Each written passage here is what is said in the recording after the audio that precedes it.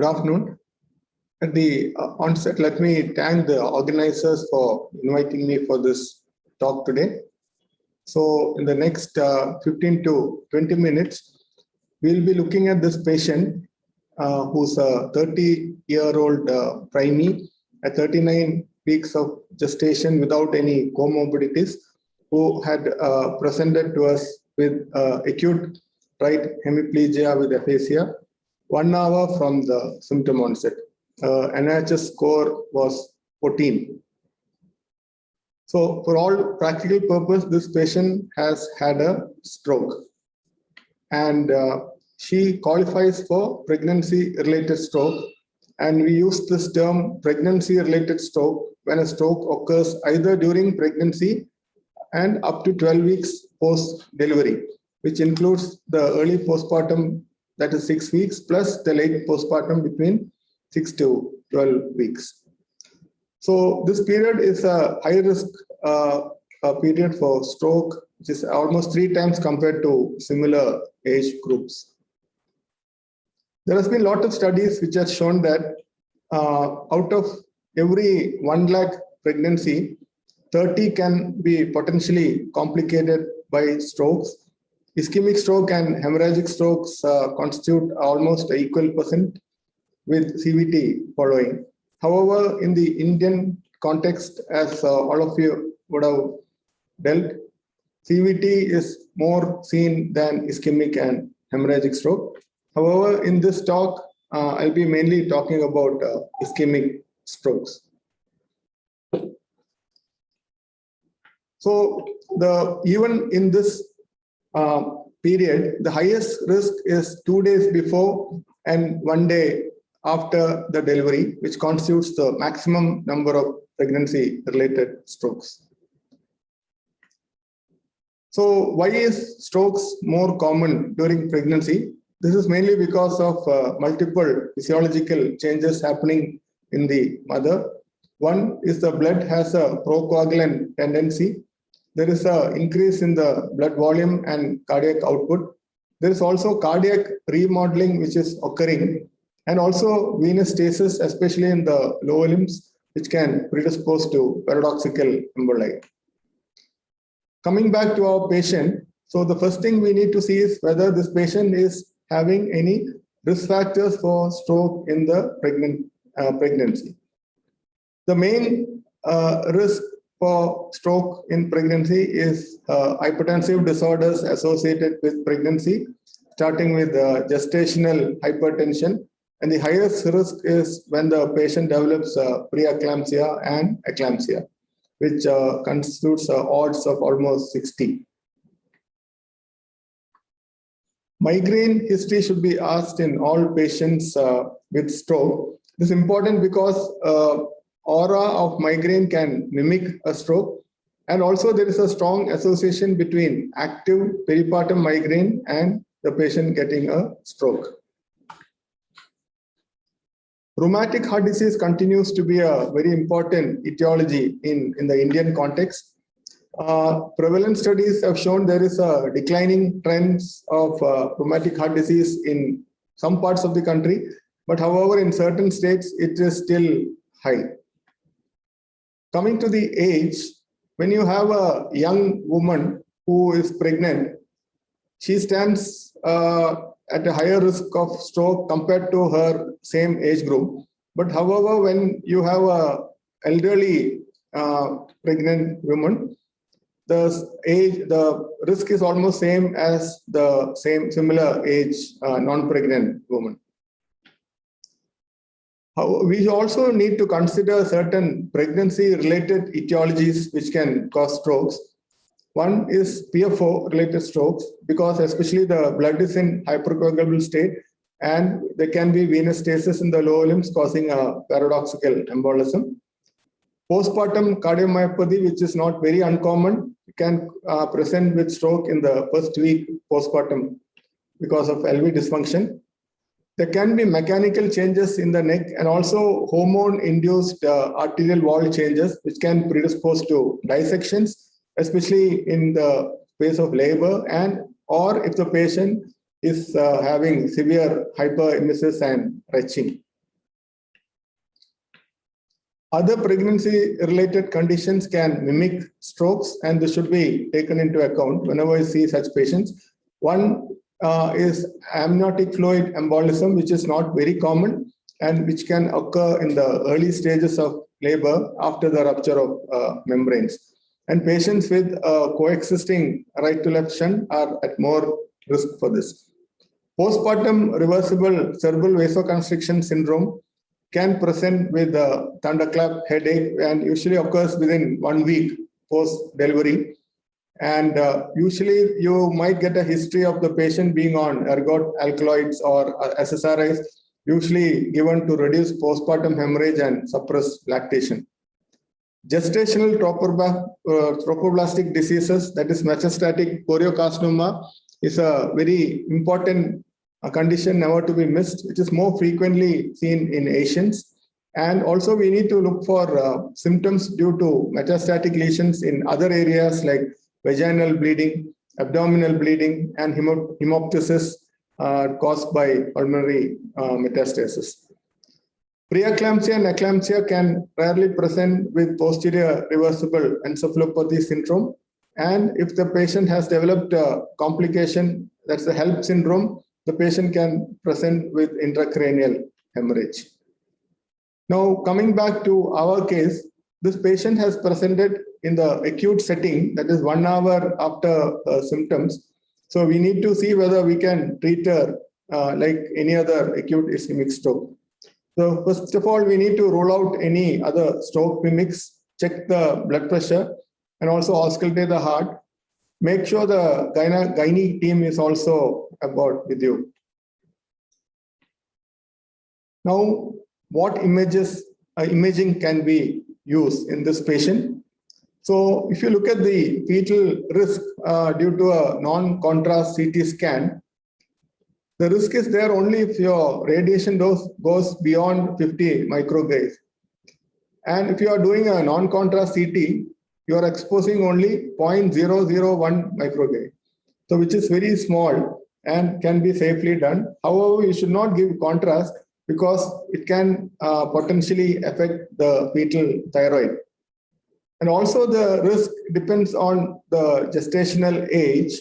The more the gestational age, the less the risk is, and you need much more radiation. MRI can be safely used in pregnancy. However, we should not use high magnets beyond 1.5 Tesla. And definitely we should not be giving contrast because gadolinium has been known to be associated with the increased risk of inflammatory or infiltrative skin lesion and also the risk of neonatal death and stillbirth. So if you have an MRI, we can get a plain MRI with the time of flight sequences to look at the artery. And if the MRI is not available, we can go ahead and do a plain CT scan.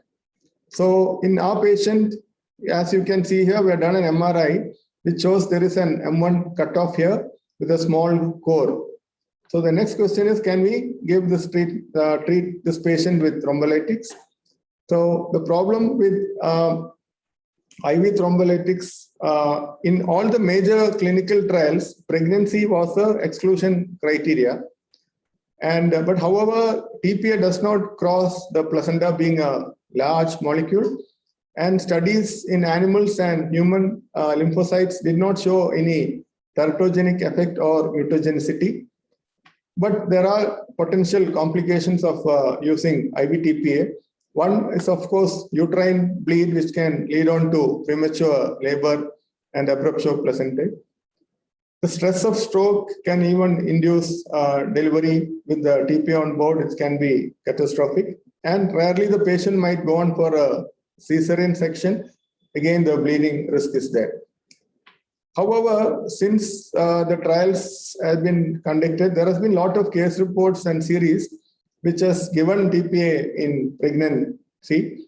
And it was found that the risk is not higher than if you give thrombolytic agents in a non-pregnant lady.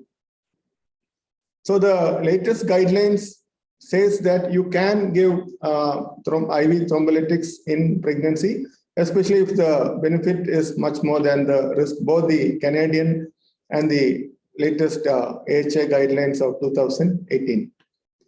However, there is a catch. You should not give thrombolysis in the early postpartum period, that is less than 48 hours, because of the potential risk of bleed. And studies have shown that most of these patients needed blood transfusions and even laparotomy to control the bleeding. Endovascular treatment has been, there's been a lot of series and case reports successfully treating pregnant women with mechanical thrombectomy. And however, we need to make sure that the abdomen is shielded to prevent radiation exposure. However, the contrast exposure to the fetus cannot be avoided. So the latest Canadian practice guidelines also recommend you can treat with mechanical thrombectomy in large artery occlusions. After a recent stroke, there is no absolute contraindication for vaginal delivery, but there are certain situations, especially the patient with the raised ICP, you need to avoid where a cesarean section may be preferred, especially if there is a recent ischemic stroke with hemorrhagic transformation and raised ICP, venous strokes with raised ICP, and also unsecured aneurysm and AV malformations are some conditions LSCS may be preferred. So our patient underwent both intravenous thrombolysis and mechanical thrombectomy successfully. NHS improved to 4, and subsequently she was found to have rheumatic heart disease, mitral stenosis. She underwent vaginal delivery successfully 3rd post-stroke day and discharged on oral anticoagulants. Now, after 1 year, she comes and asks whether she can again become pregnant. So what will be your answer? So this depends on a lot of things. The first and foremost is the patient's underlying medical condition, which has caused the initial stroke, and also the effect of medications the patient is taking on the fetus, and also some genetic considerations. So patients' conditions like SLE can potentially exacerbate during pregnancy, and also rheumatic heart disease. The pregnancy is best undertaken after you secure your valve. Also, conditions like shunting should be addressed before you contemplate on further pregnancy. And thrombotic states, we know pregnancy is a prothrombotic condition which can increase the risk. And if the patient had a stroke due to genetic condition, we need genetic counseling before you advise the patients for the next pregnancy. So the main thing is to avoid drugs with teratogenic and petotoxic potential. So the main drugs which we commonly use to be avoided or contraindicated, one is ACE inhibitors and ARBs should be discontinued because potential of cardiac congenital malformation and fetal neonatal injury. Diuretics also should be avoided as they can cross the placental barrier and cause electrolyte disturbances. Calcium channel blockers and labetalol need to be also avoided, and especially calcium channel blockers, it can inhibit uterine contractions and prolong labor and delivery. Antiplatelet agents can be safely used, especially low dose aspirin is safe. But however, high dose aspirin or a combination of antiplatelet agents should be avoided, especially in late pregnancy, because they can potentially cause premature closure of ductus arteriosus. Warfarin is a drug which can cross the placenta because it's a low molecular weight compound. And the first 6 weeks appears to be safe. But however, once you cross 6 to 12 weeks, there is a risk of embryopathy. And all of us know the fetal warfarin syndrome can happen. Heparins, low molecular weight and unfractionated heparins are safe and does not cross breast milk into the breast milk or cross the blood-brain barrier.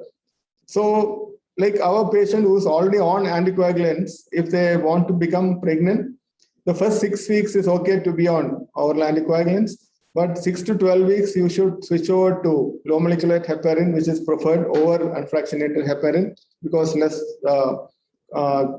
need for monitoring. Then again, after 12 weeks, you can put them back on warfarin till term, where again switch over to low molecular heparin, stop at delivery, and then you can restart 24 hours after delivery and switch over to warfarin 3 days later without a loading dose. If the patient can afford, you can put the patient straight away on low molecular heparin throughout the pregnancy and stop it before.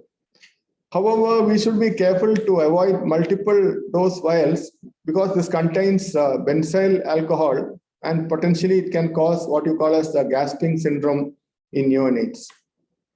In all these patients who are on as antiplatelets or anticoagulants, we should be avoiding epidural anesthesia. NOACs, there is not much literature on it, so it's not. There's no recommendation on NOACs. Only one small study from Germany on 37 pregnancy. One slide on intracranial hemorrhage in pregnancy. The etiology here is much different from other series of intracranial hemorrhage in non-pregnant women. The eclampsia and preeclampsia is a major cause, followed by aneurysmal rupture and AV malformations. So in conclusions, we can say that ischemic stroke peaks around the peripartum and postpartum, immediate peripartum and postpartum period. Hypertensive disorders of pregnancy increase the risk of both ischemic and as well as hemorrhagic stroke. You can use plain CT and MRI without contrast for evaluation in pregnant patients with stroke to rule out especially the stroke mimics. IV and mechanical thrombolytics can be offered if warranted. And planning pregnancy in post-stroke patients, especially the stroke etiology and the risk of medications on the fetus need to be considered. Thank you.